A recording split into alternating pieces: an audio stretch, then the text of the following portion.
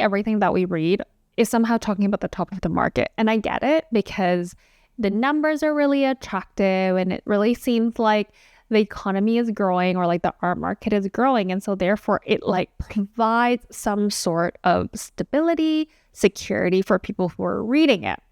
That is given the fact that you kind of can understand what is being talked about. But what if the top of the market, aka the auctions, the blue chips, the record-breaking sales, isn't actually where the real stories happen, but the real stories are happening more so in the bottom of the market? So what am I talking about here? Like a few years ago, collectors were doling out so much money. If we can all recall the 69 million NFT that was sold of a digital print, basically. And people do and still and will always treat the art market like it's a stock market because effectively it is. What does that actually mean? It means that you want to buy low and you want to sell high, and then you're trying to go and build some sort of a museum quality collection. But as time has gone on, and honestly, this practice still is happening, but something has shifted. So we're trying to go and figure out what that shift is. And maybe the conversation is no longer talking about the $1 million auctions, but we still talk about it. But it's more about these small scale sales and the new faces that are entering the market. So often I get asked okay, so what do I do? Are collectors only considered to be collectors when I'm buying, the 3.2 Yayoi Kusama? What is the definition that says that I am a quote unquote serious collector? We know that in 2024, based on the UBS art report, that sales fell by 12%. And this is because of a lot of things. Okay, first off, because when you are pitting year against year, and you're pitting it against a year like 2022, when there was a multi-million-dollar auction, that sold, I think at the end of it was $500 million. Yes, it's going to be a very healthy year, and then anything that is in comparison to it will seem like it's a contraction, which it isn't, by the way. It's just because people have somehow used these as pillars of measurements. Yet we can all see that everything that we've talked about is a lot of the reporting are some of the new fairs that are happening, meaning the print sales or print fairs are very different, that they're no longer necessarily looking at the multi-million-dollar sales, but rather you're looking at something that's maybe $50,000 and under. Now, $50,000 and under is by no means a small sum. It is, however, when you're doing things comparatively, which seems like that's all that we do in the art world, aka when you're comparing it to a $3.2 million Yayoi Kusama, $50,000 does seem like it's a relatively small number. However, we know that during Art Basel Hong Kong 2025, the smallest recorded sale that was printed was $600, and a lot of the works were actually under $5,000. And so it's actually really interesting to see how maybe the spotlight is slowly moving away from the really top end of the market. And what we're recognizing now is that maybe people are wanting to go and collect for the sake of collecting things that are, aka, either affordable or just somewhat out of reach, where it kind of reminds me of some of these stories that I learned in art history, where collectors would start buying from people like Irwin and Warhol and whatever in the 60s, 70s that were hundreds of dollars. And I think that actually is much more exciting. And that's what we're going to be unpacking today. Why the bottom of the market is booming and what does that mean for your career? All right. So let's look at what this is. If we look at sort of the traditional way of looking at certain things, there is a pyramid. And at the top end of the pyramid, you will see your blue chips. So things like your Koons, your Richter, And you can see that, what has ended up happening was people talked so much about the top of the market and rarely sort of focusing in the middle and the bottom of it, that it kind of almost looked like that it was in reverse, that there was so much that was happening on top, that there was so little in the bottom, that why would we ever need to go and focus on the bottom when there's this giant slice of pie at the top that everyone seems to be fighting for? Now, I think it's really important to understand that that isn't necessarily true, because we have to understand that this effectively is not really like the model that we're looking for. And it's not that this is the model that actually in reality, most of where artists are trying to go and enter, which is at the bottom of the market here. And quite frankly, I think we also understand that even if we're trying to enter into this bottom of the market, it's actually, before you even get there, there's a whole series of other things that you need to have done. So what does that actually really look like when we're talking about things that are, quote unquote, money and visibility? Money and visibility seems to be all at the top. And even though in reality, this is a much more concentrated and smaller grouping, because this is where 99% of the focus is, it kind of again reinforces this idea that for decades, the art market only looked at this kind of steep, top-heavy, and largely inaccessible.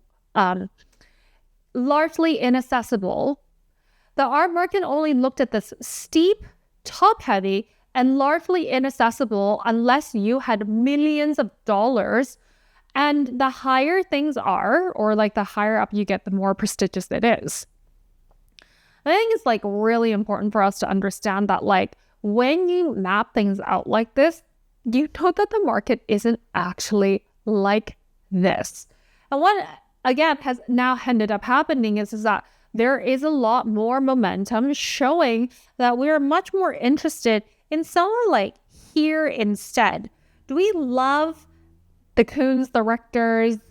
Of course we do. But I think we also need to be looking at where the newer market is shaping.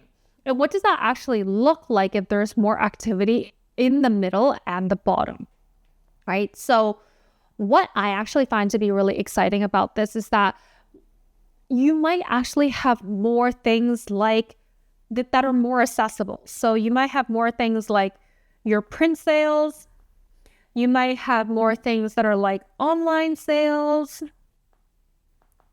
You might have things that are more like direct to consumer. So in this case, it might be direct to collectors, and that you can have your social reach. And I think that that's like it's nice to go and see that could be opening up, or like the market can be opening up, because things are actually changing, and that the bottom of the market, so to speak, is now actually opening, and that collectors looking downwards, and that artists are maybe more able to go and pass through the gatekeepers, because the entry point is not as guarded as it once was. So what does that actually look like? What is useful to go and see is that if we like split screen this is on the left, where we're talking much more about, your kind of like investor mentality. And what people are going to be looking for are your ROIs, how scarce things are. They're looking for prestige. And on the right, I think what is really useful to go and see this as is maybe a new collector mentality. And what could that be? That could be connection. That could be affordability. That could be access. And that could be, actually, this is something that I teach so often, shared value, which that is actually really, really nice to go and see how maybe what it is that we're looking at, according to the art newspaper, is that it's no longer really about hunting or trophy hunting.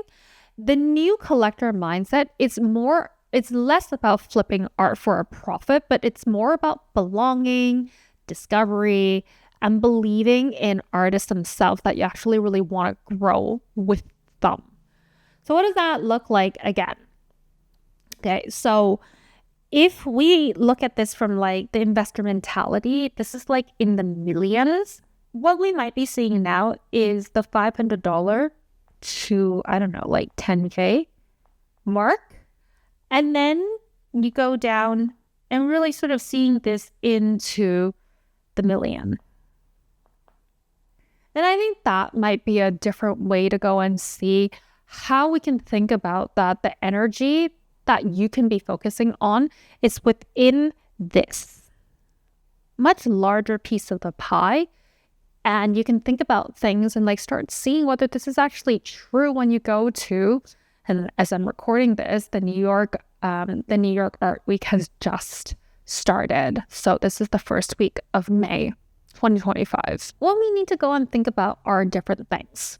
Pricing strategy. This is something that I teach a lot about in TPP, which is talking about you need to be able to go and identify your costs.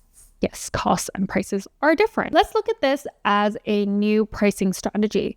Insofar as we kind of need to understand what our operating costs are, our fixed and variable costs are, we can also now factor that into understanding what we've been talking about, which is at the top here, I'm going to just draw this quite quickly, that these are maybe your accessible, these are your additions. And you're going to have a much larger base for this because as you can tell here, this is quite a broad base.